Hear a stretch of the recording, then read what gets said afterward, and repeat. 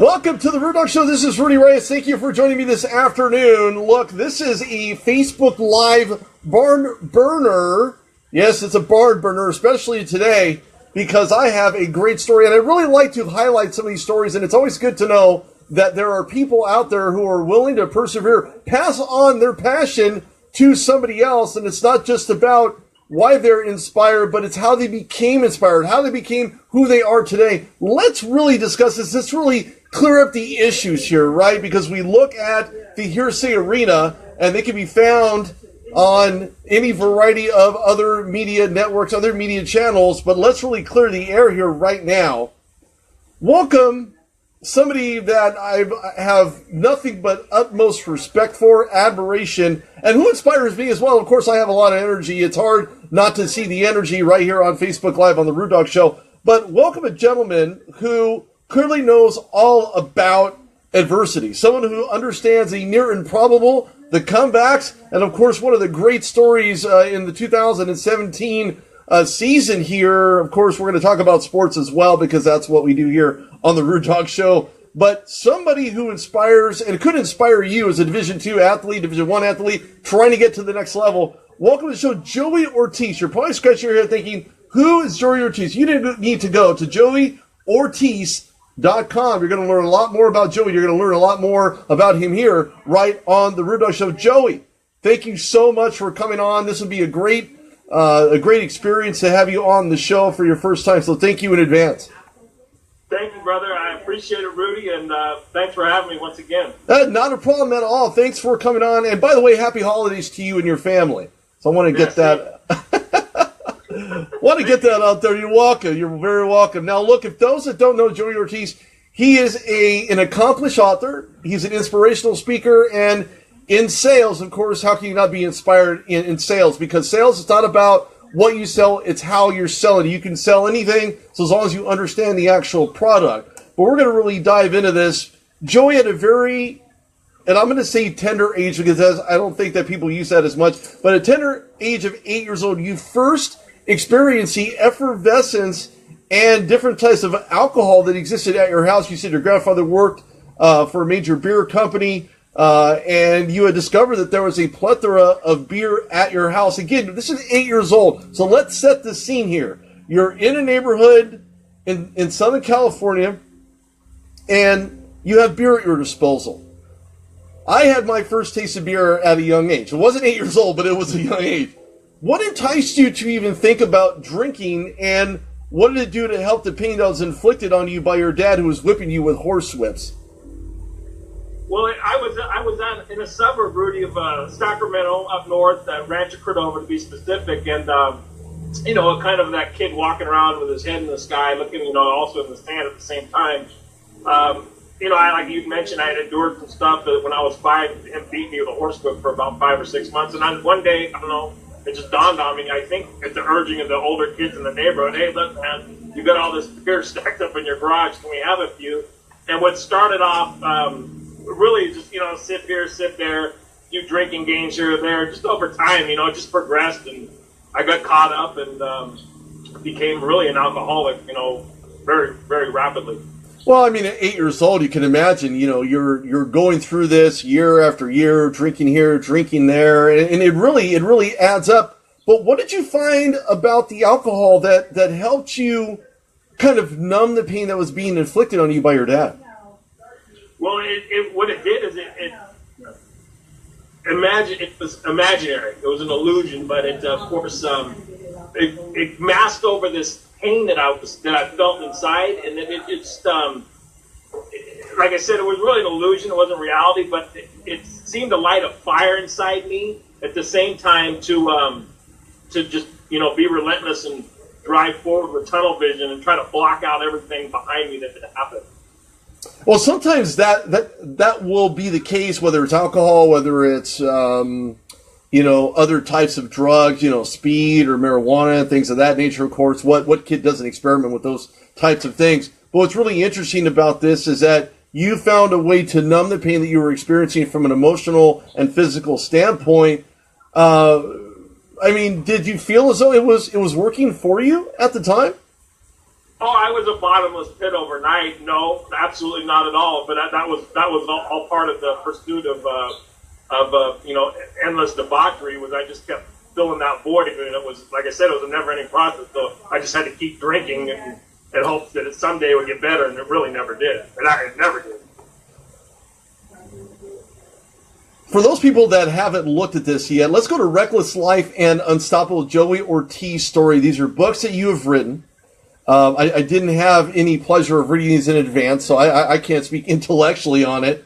But when you look at being an accomplished author in relation to being able to go back in time, you don't really even have to close your eyes to picture what it was like growing up, because you lived it. You understood it. It lives with you on a daily basis because you're able to write about it, and in some way, shape, or form, being able to translate what you had learned back then to accomplish writing two separate books.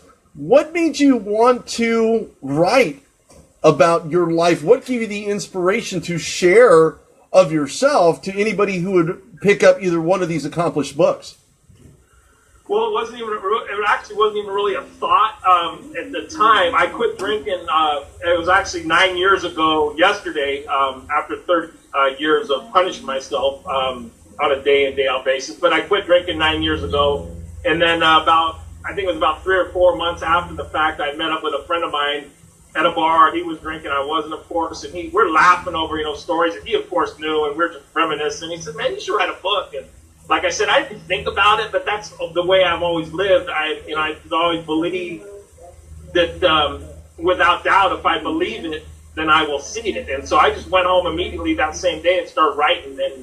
And had never actually read a book cover to cover, unfortunately, with my college degree and high school diploma, but just took action and never looked back. And then he drank himself to death and mid-book, and there was no other option but to press on. And since then, I've had 9 other friends, do the same thing through alcohol and drugs. And so it no longer became about me, but it was about everybody, and basically living what I had, endured and learning from that whole, experience. And then I have to share it with people. It's without question my biggest passion. Well, congratulations on your sobriety, first and foremost. So kudos to you. That's not something that most people can do. Of course, I stopped smoking many, many years ago, but that's because I recognized that it wasn't any good for me, that I knew that my teeth would end up falling out, my gums would be inflamed, and all types of other negatives that come with that. But congratulations on being able to stop that as well. Well, thank you, Rudy. But let me add this. I discovered about 4 years ago in the process, like I said, at first it was just about, telling my tale, a cautionary tale, the first book. And then as I'm thinking about the second book and then starting it, I discovered, you know what? And this is a fact. The difference between me and every single person that has walked this earth, that's walking this earth now, and that will in the future, is nothing. The mind has limitless capacity to overcome and endure, while the body has limitations. The mind, you can accomplish anything you believe in, and then you will see it. It works that way. It definitely does work that way. If you see it, you can either believe it or deny it, because we can't always believe what we read, right? We can't always believe what we see. We can't always, unless it's tangible and it affects us, then at that point we recognize it and say, you know what, I need to make a correction. I need to make some type of differential changes that will help benefit me, so that way I can help benefit others. Of course, when you're in that state of alcoholism, that's the furthest thing from your mind. It's not even a reality. You stop right there and you think to yourself, this is not something that I can do. Somehow, some way I have to stop what I'm doing in order to better myself so I can eventually be an inspiration to somebody else. So let's talk about that a little bit more. We're going to really dive into that. Let's go back to 8 years old.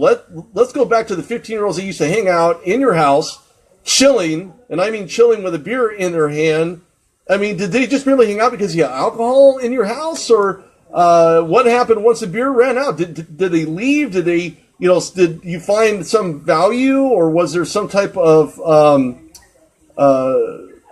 lack of a better term, seclusion that you felt once this had all ended?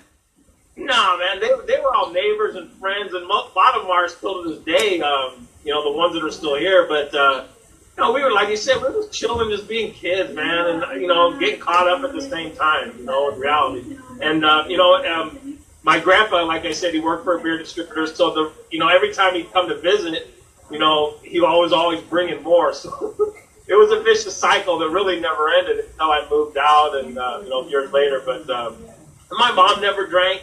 She was the greatest mom ever and still is to this day. I'm a mama's boy. And, she was the lone person, along with a few of my football coaches and things like that never turned their back on me. And that was a blessing. But, my mom's my biggest fan, always has been. And, so I just embraced that and will always cherish that. Right. Well, you're very beneficial in that regard. You were talking about Lester Holt. Let's kind of jump backwards a little bit here. Lester Holt was your neighbor. Of course, everybody knows Lester Holt, an NBC nightly news anchor. But we're going to talk about one particular incident in that you were emotionally charged. Your sister was being beaten up by somebody who was much older, much bigger in size, yet the cops arrived and found you beating this kid within an inch of his life. I mean, and this wasn't the very last time that you'd face, run-ins with law enforcement. Did you recognize that there was an issue coming? I mean, I understand being emotionally charged, and I get it. But there has to be a point in time where the emotion leaves you, and all of a sudden you're sitting there thinking to yourself, oh no, did I just do this? Was there any type of, did you feel affirmed at that very moment, knowing that you saved your sister from further damage? Or did you feel as though, I'm busted, maybe I gone a little too far? Man, it was a lot of emotions, Rudy. I mean, being in handcuffs in your own driveway, of course, the whole neighborhood's out watching when there's, I don't remember, 2 or 3 cop cars right in front of my house. And I'm, of course, scared, as any kid would be. But when the cuffs came off, and it was a little bit of a confirmation of that you've got to take care of yours. And in that case, my sister. And, it also laid a lot of the groundwork that went on, within my neighborhood. It was, basically, this guy I don't want to mess with, even though I tried to walk under the radar as much as I could because I didn't want to expose who I really was at that point. But, it was a confirmation within myself, too, that, I had the ability to, stand up for what I believed in and, basically blow up my landing craft when I needed to and take care of my own family and my friends. Well, sometimes we really get into that mode. I'll give you a good example, and this tells a little bit about me. I don't even remember what age I was. I'm kind of old now, but when I was younger, I had ran into a parked truck because I was riding next to somebody else, and of course they were doing nothing but distracting me. So I veered off to the left and ran right into a truck, a delivery truck. Yeah, so I ended up in the hospital and all that. But what happened before that? My sister comes running out into the alley, picks me up. Now she's younger than me. You're younger. At the time she was maybe $1.05, soaking wet. So she comes out, picks me up. The gate locked behind her, headed into the backyard because we were racing in the alley. Comes to my aid, picks me up, kicks the gate down, literally kicks the gate down, and walks me into the house and puts me on the bed. So I understand how emotionally charged somebody could be, where that could lead you. Mine was more of a rescue. Yours is more of, oh no, I just crossed the line.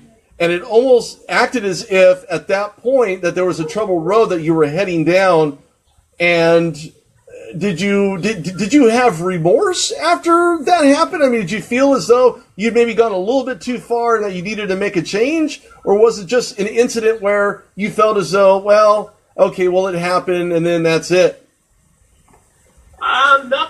I mean, I don't know how to really live with regrets. I tried to the best of my ability not. It was really just about taking action. And that was one of those things, once again, where I didn't think. I just responded, and me and the neighbor, we kind of semi-kissed up, made up, a month or two later. But it was an ongoing feud for years. But may he rest in peace.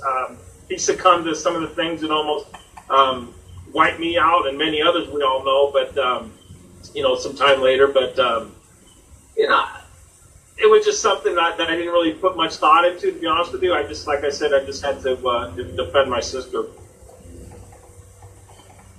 You were struck by a car traveling, you were walking, you were traveling somewhere, And this is where it kind of turns from bad to worse. Car hit you at 70 miles an hour and left you near dead. Your heart stopped. Your bones were crushed. You had your left half calf. Obviously, it's what you have left. Part of that was shredded. They revived you. Your heart was beating, but they didn't have much hope for you at that point because of the head trauma you experienced. But God was not done with you. He was not done with you. He said, you know what? This is what we need to do. This is what I'm going to do. And the message I'm going to send through him will help change his life forever. And it did. What happened on that day? Do you remember anything that happened? And if you do, what did you remember about that day?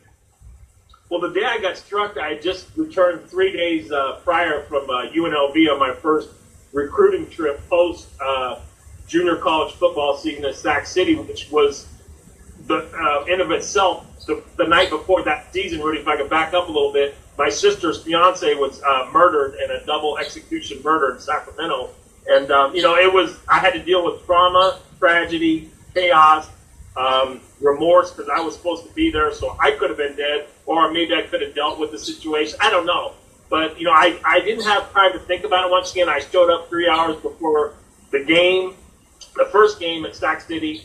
The coach demanded I go home. I demanded I play. This went on for 5-6 minutes. I played. But I took that pain and I reframed it and turned it into the best football season I had had up to that point. But through lack of focus, like I said, I just gotten back in season then from UNLV. I had the best season I had ever had. Chuck Pagano recruited me. I was going to play with him there. And then, I'm not paying attention. I'm leaving a party. And I got hit by a car because I wasn't paying attention. And I was drunk and stoned and stuck on stupid, if you would. And I got launched 75 feet down the street. I don't remember it actually happening because by the grace of God, it happened so hard, so fast. I was completely knocked unconscious. I could share with you my 18 injuries if you'd like. That's up to you, but they were significant. From cracked cranium, bruised brains, knocked out teeth, separated shoulder, fractured wrist. Like you said, I lost half of my left calf. I broke my pelvis. I broke my leg in 2 spots. 3 broken ribs, 2 bruised kidneys. Broken bladder, broken dislocated left ankle. But, like you said, God had a lot left in store for me. And that was what I didn't know at the time. It took me a long time to figure it out. But when I woke up out of my coma, I was in a coma for 3 days after that life flight helicopter ride, after overnight emergency surgery, just to be left in that state. And when I woke up, of course, I knew where I was at, obviously in the most amount of pain I'd ever been in. Looking at the lights around and a few friends and coaches and my mom, of course. And when the doctor runs over to me, I didn't have time to reflect on what had happened or really what I was going to do about it. But once he said that I was never going to play football again, that was without question never going to happen. And through the power that I was born with, that we all have, and the ability to make a decision, I did, and I made one that I'm regretful for. That's why I've been going back to that same hospital since that date in 1991, multiple times a year, bringing food, bringing gifts, whatever, because I'm grateful what it did for me. But through them telling me I was never going to play football again, I cussed the doctor out, and 4 days later, through carnage and cussing everybody out in the hospital, being very important, they did something for me that was a blessing in disguise. They kicked me out, and then I had to go home and figure out what I was going to do to pull off what I had already made up my mind that I was going to do, and that was play football again 5 months later. I'll tell you, it sounds like a wake-up call in the making, because here you are being verbally abusive to somebody. You're really, and you're young. You're young. I mean, everybody makes mistakes when they're younger. They make mistakes. People make mistakes when they're older. But more importantly, you went through a stage in your life, and again, we're all defined by the things that we have done and the outcome of those things, outcome of the situations. More importantly, you defied the odds. You found a way to put crunch time together, no pun intended, considering all the broken bones that you had, but you went through your own personal rehabilitation. And what is more amazing to me, because you just named all the injuries, your pelvis and your bladder, and just all types of internal injuries as well as external injuries. It took you 5 months only to recuperate from all, which is mind-blowing, just so you can get an attempt to get back on the field. But it wasn't to be.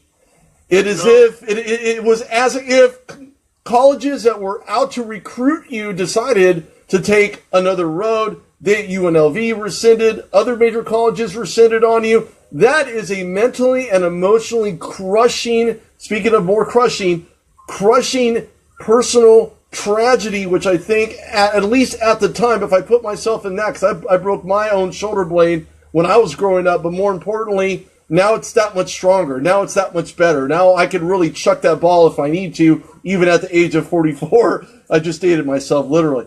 But more importantly, you went through a lot of obstacles to get back on the field, yet these colleges rescinded. How much of an effect did that have on you overall, personally, emotionally, or a combination of those two that made you go down a different path? Oh, it was so powerful, man. The comeback was one thing, of course, that was as we described, but it was more torturous emotionally and obviously mentally and spiritually for me at the time to go from playing every down, being, the player that I created myself into, to only playing 4 to 7 downs a game, Rudy. And it probably would have been closer to 1 or 2 downs a game, but I stalked Coach Tisdale on the sideline. I stayed 1/2 of an inch from him the whole game, to the point it drove him crazy. He threw me in 4 to 7 times a game, but I was walking back and forth. I basically built a moat on the sideline, digging in with my cleats, because I was just undergoing something that I couldn't grasp at the time. But I took it out on the sidelines and just through pacing back and forth, and and then when I think it was a matter of a lot of things that I found out later from Coach himself, that the fact that I was able to come back, nobody believed it, that it happened. But he was trying to protect my own safety by not playing me more often, which was not of any type of, anywhere on my radar. I wanted to play.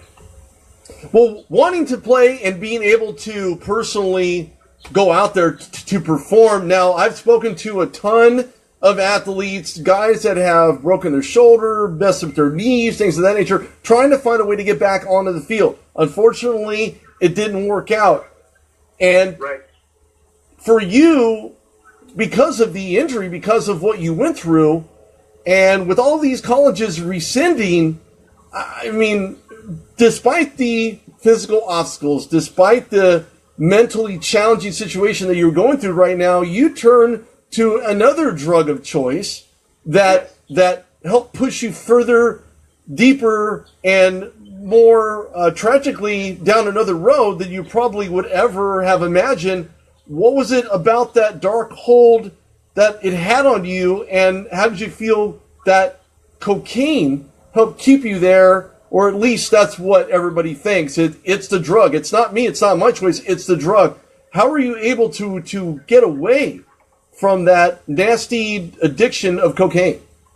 Well, the problem in retrospect, just like alcohol and everything else, marijuana, whatever you want to do, speed, and cocaine in this instance, the problem wasn't the drug or the substance. The problem was me.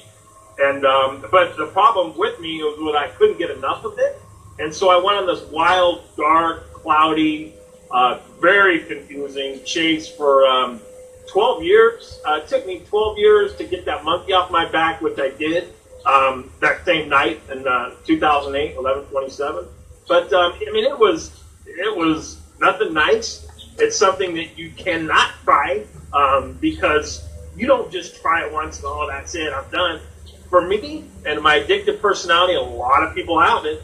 It was just that one time, and it was on, and it was a pursuit until I could, either bury myself in the ground literally, or wipe myself out, destroy myself financially, mentally, of course, which I was very close to, until I got woke and, got out of my own damn way and decided that enough was enough. But it's, it was what I thought was this relationship of love, because due to the fact I was unable for the longest time to control my own happiness, I thought I found something instantly that could. And like I said, I could just never get enough.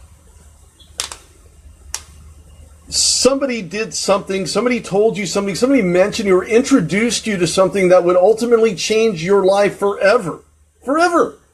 And it wasn't about just, well, you know what, I'm going to have a conversation with him and just in hopes of him recognizing that there needs to be a change made and that the change starts with you. But it's not that easy. When you're addicted to drugs, when there are former NFL players, just as an example, because that's the majority of the people that I speak to, that I speak with, they're always talking about how, man, you know, I ran into this dead-end road and I had this situation occur or that situation occur. There was something about a word that somebody had given you. When I say the word, it was the word of God. How did that come to you? How were you able to grab the message, somehow absorb it into your mind, and be able to apply that to make the change you needed to make moving forward with the rest of your life? Well, like I said, I quit drinking and quit using drugs, and it was all a process. That was in 2008. About 6-7 months later, I got involved playing football again at 30 years old with half of my left calf missing, and then got an email through the director of the league that said, hey, look, you know, this pastor who I'd sold a car to for me said, hey, look, your name came up, and I got an email the night of my first high school reunion I'd ever went to, and then once again, it was one of those things, without question, I had to go to church for the first time ever. I couldn't wait to get there, and I walked in. I already knew what was going to happen. I couldn't wait for it because I believed it, and then I saw it. I walked in and got zapped by the Holy Spirit, and through that process of eliminating myself from the equation of alcohol and drugs, because it's everywhere. Like I said, it wasn't those things; it was me.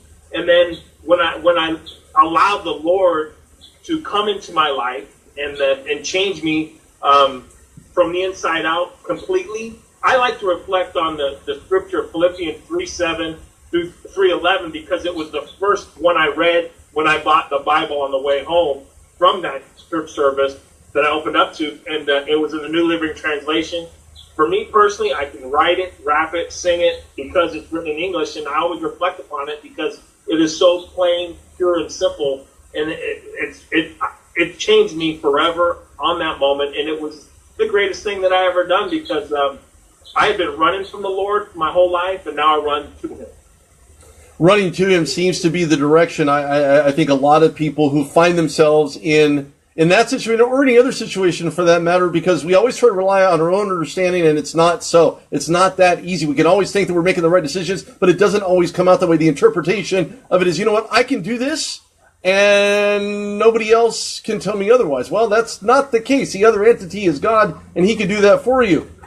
But you become much more than a believer. That has transformed you into a motivational speaker. You have overcome all these adversities. You've overcome a life-threatening injury or injuries, rather, in the hospital. You've overcome rehabilitation. All these things build to somebody's character. It builds to who they are as a person now. You can always go back and say, you know what? I remember how I felt when this happened or that happened. But you are now a motivational speaker through redemption, triumph, healing, and perseverance. What message would you have to other people out there who are maybe facing or had faced the very same thing that you did? Well, it'd be, just first off, get out of your own way and be easy on yourself. Be kind and love yourself because, I think we get caught up on trying, we always envision a life's big scoreboard. I got to have this. I got to have this car. I got to accomplish this. That's all great. That's all fine and dandy. You have to have money. You have to have things, to, fill that need. But, it's until you can inspire yourself at any point, you can't help anybody else. And so for me, it was just, just basically just realizing that, hey, look, enough is enough. I've endured all this. I've learned from it. It's impacted me. I don't obsess about what happened to me, but I can always reflect on it in an instant when I come up in a situation where, because life's going to come at you full speed. No matter what, no matter where you're on the process, it's going to happen to you. So it's not about, what's going to happen at times to respond to it. And so for me, I can reflect upon the things in my life that happened to me. And, like I said, the things that I was able to endure, I have to share them with people now because you know what? Whether it's the paper cut you get or the broken ankle or the broken shoulder or losing your job or going through some of the things I did, we have to endure because life doesn't have a scoreboard. It has a time clock. And we have to We have to maximize our time here on Earth in every way, shape, and form. I completely agree with you. I could not have said it any better. When we look at inspiration, we look at what inspires us, we have to be inspired in order to inspire others. It's a pure chain link effect. You can't have one without the other. That is how it works. Your story is very insightful. Hopefully, people out there that are listening right now on Facebook Live will be able to listen to your story and recognize, you know what, maybe I'm going down the wrong path. Maybe there are things that I need to change in my life, things I need to do in order to be that much better as a person, as an individual, along with being a brother, a father, a cousin, a nephew, and any other title you want to, anybody's given.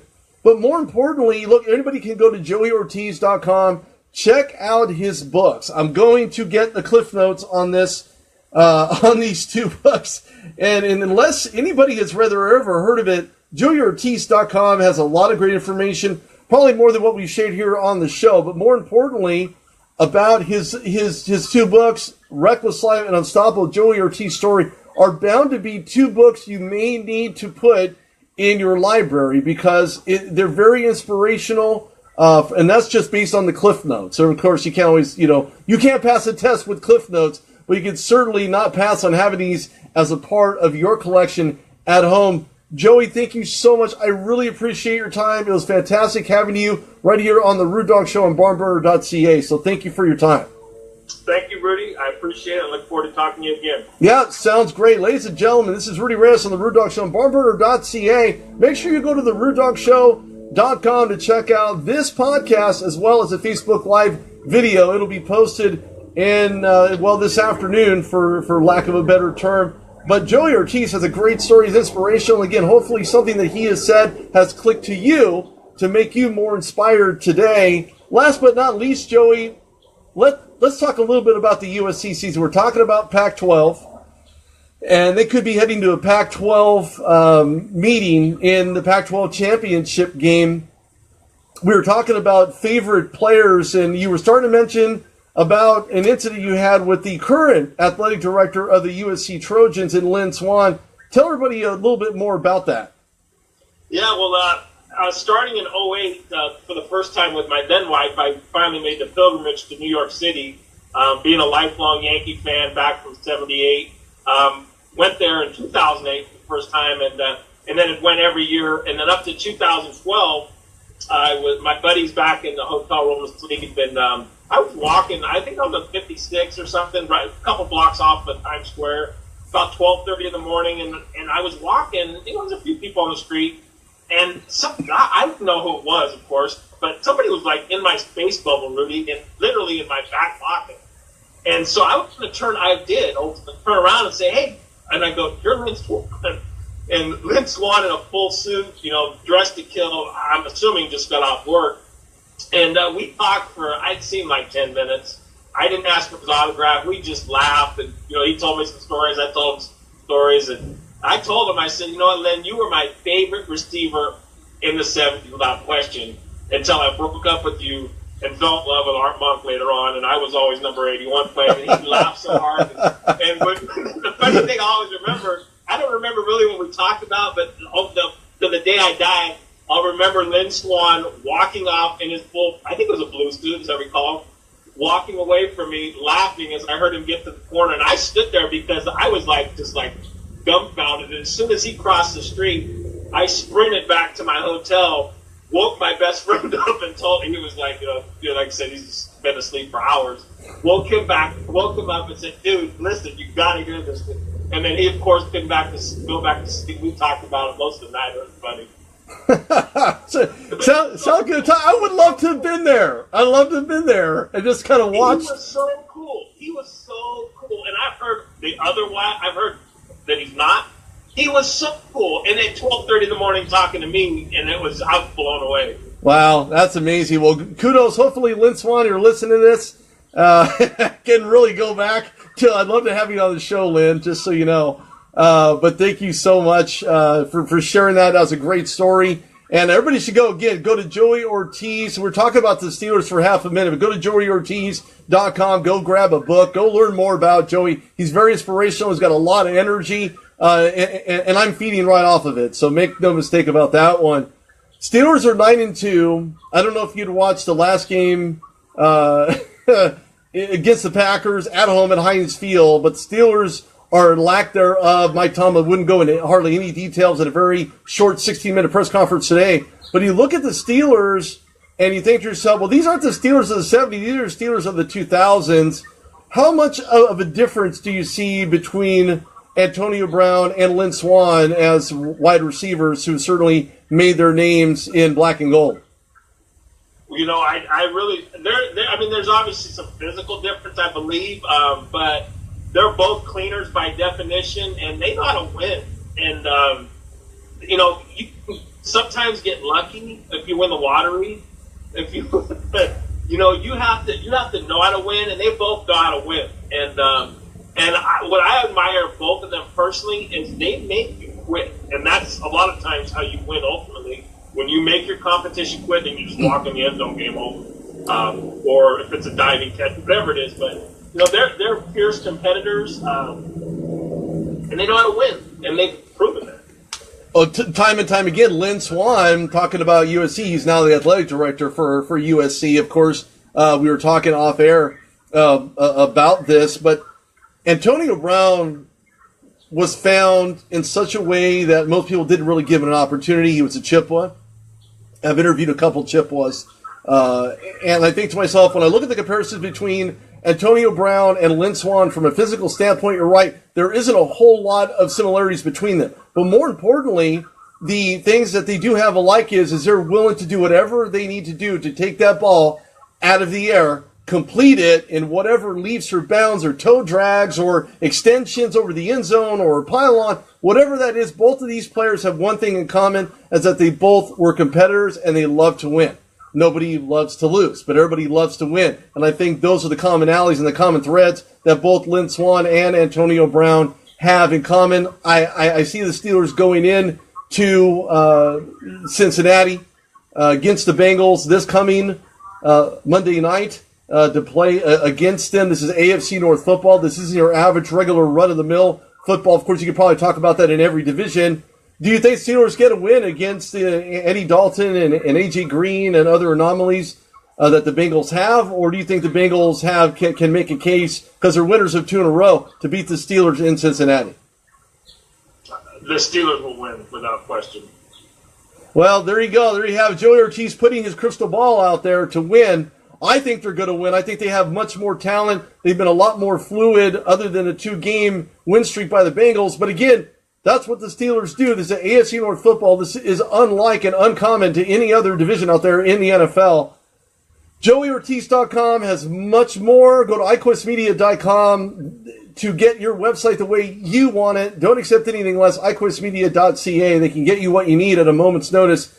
Give them your outline. They will get it to you. This is Rudy Reyes on the Rude Dog Show. Joey, thank you so much. Happy holidays. Merry Christmas. I don't know if you're Jewish, but happy Hanukkah. Happy Kwanzaa. And any other happiness you can spread throughout the holiday season. Thank you for sharing your story. Thank you for your time, and we'll talk to you very soon. All right, brother. All the same to you, Rudy. I appreciate it. And I'm Puerto Rican, by the way, and you have a great Christmas. Thank you very much, and Feliz Navidad then, in that case. Thank you very much. This is Rudy Reyes on the Rude Dog Show on barnburner.ca. Go check it out. Throw me a like on Facebook and throw me an at Twitter at Rude Dog Reyes. Thank you so much for tuning in, guys. Have a great day.